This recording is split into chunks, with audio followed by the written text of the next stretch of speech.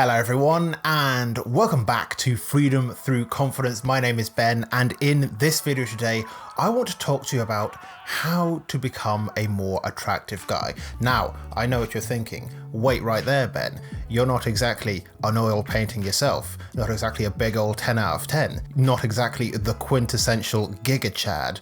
But there is something to be said for how to become more attractive as a guy who is perhaps not conventionally attractive. Because I think that it's a word that we should redefine kind of away from genetic good looks and more towards what people actually perceive as attractive. And I could probably give endless amounts of advice on the importance of dressing both fashionably but also comfortably to your sense of personal style, in spite of the fact that I am wearing a Star Wars novelty t-shirt. I could also give you advice on why you should work out and, you know, how being fit and healthy can boost your relative levels of attractiveness. I could talk about the importance of smiling, or most important of all, just being born with good genetics, high cheekbones, symmetrical features, things like that. You know, the easy stuff. But instead, what I want to do is talk about what actually makes people attractive, because you could have the best looking person in the world, but if they are missing some of these things, they are probably not going to come across as super attractive. And yes, they'll probably still be finding people to be with here and there, but without what I believe is the real foundation of true attractiveness, they're probably not going to get super far. So what I propose in this video is that if you can maximize these three things, then you will be able to boost your levels of attractiveness as a guy, or really as anyone in general. Ultimately, there's nothing any of us can really do about things like our underlying bone structure and things like that, not without significant surgery, which I'm guessing that most of us don't have access to, nor do we have the time or the money that would have to be spent, you know, on procedures and recovery time and things like that. So in the meantime, before that kind of Elysium level technology is available to all of us, until then, this is what we've got to work with. These three things. Maximize these three things and your level of attractiveness will rise inevitably. And the first thing is the thing that I talk about more than anything else on this channel, and that would be confidence. And I know that a lot of people really hate that, the idea that your level of attractiveness is tied to your level of confidence, because a lot of people think of their confidence as a fixed character trait. You either have it or you don't have it, but it's not true. Confidence is quite simply a skill, and it's a skill that literally anyone can learn. I know this because I was not always confident growing up. I was a massive loser, suffered with a whole lot of anxiety, not that the two are correlated, and yeah, I just was not confident at all. And so I set out to learn about how to become more confident, and once I'd figured that out, then I set out to share as much of that information as possible with you guys. And yeah, what I learned was that confidence is a skill, and it can be learned and it can be practiced, literally just like anything else, just like fencing, just like carpentry, tennis, football, Call of Duty, like literally everything. It's just a skill that can be practiced. Now, one of the important things with confidence is not, of course, to try and fake it till you make it, because that never works. What you're basically doing is just pretending that you have confidence, which unconsciously reinforces the fact that, of course, you are not confident.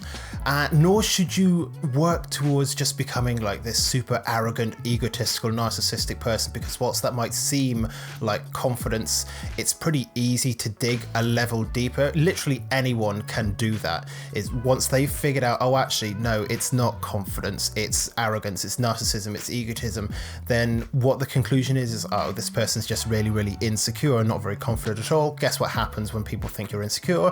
Your level of attractiveness goes boom, gone, finished. What I'm talking about is practicing the skill of confidence, working on your social skills, becoming a better conversationalist, being more authentic with people, sharing your emotions, learning how to relate to people with empathy and understanding, self-compassion, sometimes taking social risks.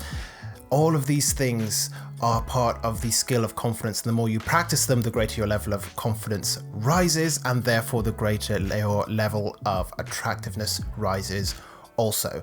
Let's get into the second thing, and that is having a good personality. And yes, I know that is super vague. What does it mean to have a good personality? What is a personality? Can we change it? Are our personalities fixed? Can we learn about them through astrology and star signs? These are the big questions, and I'm only really going to answer one of them. Of course you can change your personality. Literally anyone can, which is the frustrating thing to me when I talk to people and they've done something stupid and they're like, oh, that's just the way that I am. But I'm like, no, it actually isn't. Like you could pretty easily like not do that. It would cost you literally £0 to, you know, like not be an asshole.